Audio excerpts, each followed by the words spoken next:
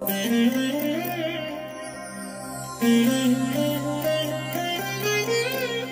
దినం పరము నుండి దిగివచ్చు మాట. ఇది నీ జీవితానికి వెలుగుల బాట. నీ ఒడిలో ఉంచబడిన దీవెనల మూట, అద్భుతాల ఆనంద ఊట. జూన్ 19 సంవత్సరమంతా మీరు బైబిల్ చదివి ముగించడానికి ఈరోజు మీరు చదవలసిన లేఖన భాగము ఉదయం నెహెమ్యా గ్రంథం 12 మరియు 13 అధ్యాయములు, సాయంత్రం అపోస్తుల కార్యములు 4వ అధ్యాయము 22 నుండి 37 వరకు. ప్రభునందు నా ప్రియమైన దేవుని బిడ్డలారా, ఈ ఉదయకాల సమయంలో దేవుని కృప మీకు తోడై ఉండునుగాక. ప్రియులారా, మీరు ఎలా ఉన్నారు? బాగున్నారు కదూ? అనేక సమస్యలు, అనేక వ్యాధులు, అనేక ఇబ్బందులు, అప్పుల సమస్య, ఇంట్లో సమాధానం లేని పరిస్థితి, కోర్టు కేసులు, ఎటొచ్చి ఏ సమస్య నేను వినాల్సి వస్తుందేమో అని ఆందోళన పడుతున్నటువంటి పరిస్థితులు, ఇవన్నీ కూడా మీ చిన్న ప్రాణాన్ని ఉక్కిరిబిక్కిరి చేస్తున్నాయి కదా. ప్రియ దేవుని బిడ్డలారా, యోబు గ్రంథంలో చెప్పబడినట్లు నరుని యొక్క జీవితము యుద్ధకాలము వంటిదట. అయితే మన జీవితం ఒక యుద్ధ భూమే కావచ్చు, కానీ దేవుడు మనతో ఉన్నాడు, మన పక్షమున నిలబడ్డాడు. ఇది వాస్తవం. ప్రియ దేవుని బిడ్డ, మన కొరకు ఈ ఉదయకాలం ప్రభువారు ఇస్తున్న ఒక మాట చదువుకొని మనం ముందుకు వెళ్దాం. 35వ కీర్తన 1వ వచనం. యెహోవా, నాతో వ్యాజ్యమాడు వారితో వ్యాజ్యమాడుము, నాతో పోరాడు వారితో పోరాడుము. దావీదు దేవునికి ప్రార్థిస్తున్నాడు, దేవా, ఎంతోమంది నాతో వ్యాజ్యమాడుతున్నారు, నిష్కారణంగా వారు నా మీద ద్వేషాన్ని కలిగి ఉన్నారు. నా వైపు నేను చూసుకున్నాను, నాకు ఎటువంటి దోషం నాకు కానరాలేదు, ఏ విధమైనటువంటి తప్పు నాలో జరగలేదు. కానీ ఎందుకో వారు నా పైన నిష్కారణమైన ద్వేషం పెంచుకున్నారు. ఓ దేవా, వారు నన్ను తరుముచున్నారు. నన్ను తరుముతున్నటువంటి వారు నాకంటే బలిష్ఠులు. అయ్యా, నాతో పోరాడు వారితో నీవు పోరాడవా? దేవునిని దీనంగా వేడుకుంటున్నాడు దావీదు. నా ప్రియమైన దేవుని బిడ్డలారా, మీ యొక్క యుద్ధ భూమిలోకి దేవుడే మీ పక్షమున పోరాడడానికి ఆయన వస్తున్నాడు.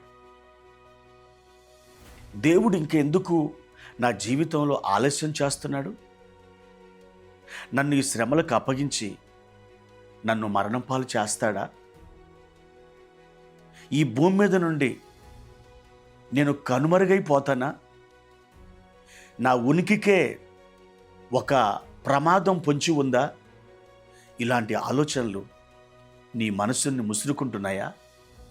ప్రియ దేవుని బిడ్డ, నువ్వు ఎదుర్కొంటున్న సమస్యలు నీకంటే బలమైనవి కావచ్చు, కానీ సర్వశక్తిమంతుడైన దేవుని కంటే మించినవి కావు కదా.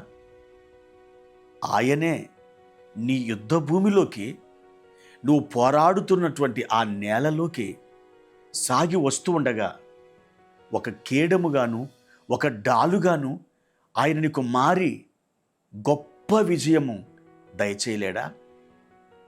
ఈ 35వ కీర్తనలో 2వ వచనంలో దావీదంటాడు, కేడమును డాలును పట్టుకొని లేచి నా సహాయమునకై నిలువుము అని దేవుని వేడుకుంటున్నాడు.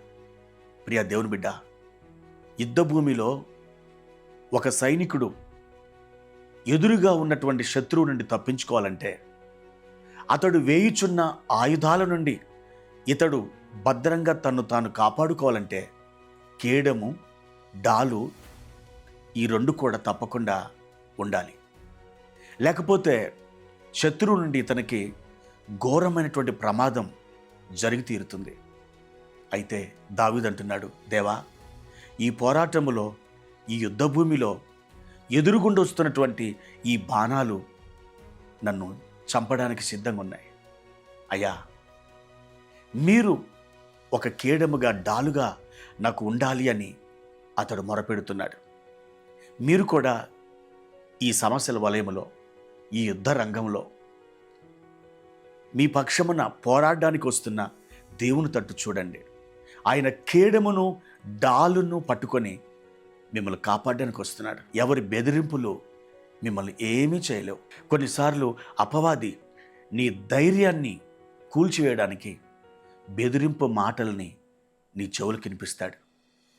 ఆ మాటలు విని నీవు భయానికి లోనై, ఇక నా పరిస్థితి ఏమవుతుందో, నేను నాశనం కావడం ఖాయమేమో, లేకపోతే నేను పతనమైపోవడం జరుగుతుందేమో అని కలవరపడుతుంటావు.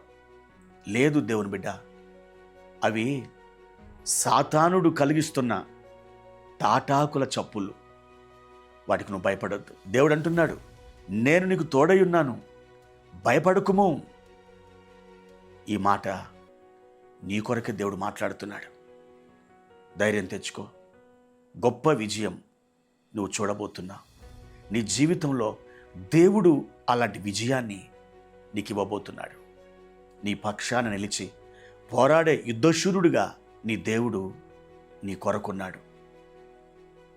దేవుని కృప మీకు తోడైననుగాక. ప్రార్థన. ప్రేమ కలిగిన తండ్రి, మహోన్నతుడా, మీ ఘనమైన నామానికి స్తోత్రాలు. ప్రభా, మా ప్రియులు పోరాడే ఈ పోరాటములో, ఈ యుద్ధ భూమిలో వారి పక్షమున మీరు డాలుగాను కేడముగాను మారి వారికి సహాయం చేయండి. మీ కృప వారిని ఆవరించునుగాక. మీ కృప వారిని కమ్ముకునుగాక. ధైర్యపరిచి వారిని బలవంతులుగా లేవనెత్తుమని నేను ప్రార్థిస్తున్నాను. ప్రభా, వారి కలవరం స్థానంలో నిబ్బరాన్ని ఉంచండి. వారి భయం యొక్క స్థానంలో ధైర్యాన్ని కలిగించండి. ప్రభా, రెండు తలంపుల మధ్య తడబడుతూ సందేహానికి గురైపోతున్న మా ప్రియులని మీరు స్థిరపరచండి. వారిని మీ అద్భుతాలతో తృప్తిపరచండి. యేసునామములో ఈ ప్రార్థన అడిగి వేడుకుంటున్నాము తండ్రి. ఆమేన్.